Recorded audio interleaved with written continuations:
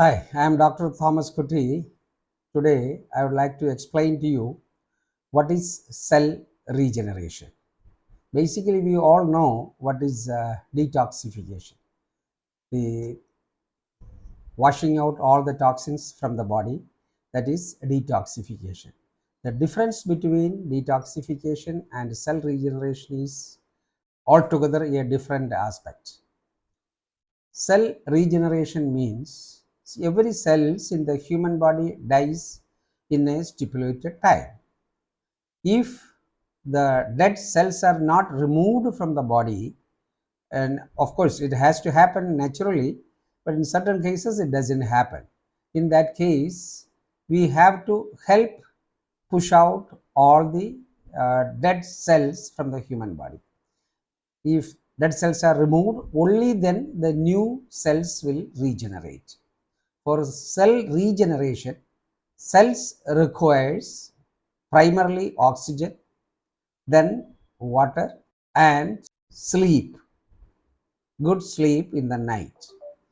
In addition to these three, we need to give the calculated nutritious food where we all fail. That is the reason of organ failure.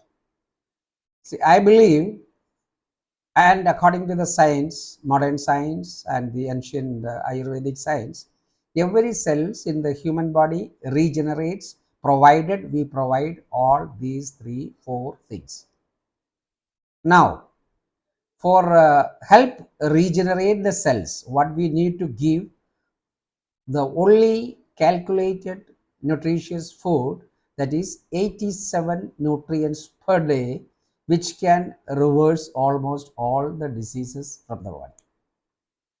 If all the cells all are regenerated in the specific time, all organs will be healthy, so that the hormonal production will be normal, it will be balanced. Once the hormones are balanced, it can live up to 100 years without any disease. This is what cell regeneration is. So we must understand the functioning of each and every cells in the body and what it requires. Our body has got around almost 200 plus different kinds of cells. That means we need that much nutrients, whereas 87 nutrients are very important and required on a day-to-day basis. And sleep, of course, you have to sleep 6 to 8 hours a day. That is compulsory. You should have a sound sleep from 12 to 3 to produce the growth hormones. If you take care of all these things, there is no question of removing organs. As long as you live healthy. That is what we educate, and that's fine. You can live up to 100 years without any disease. Thank you very much.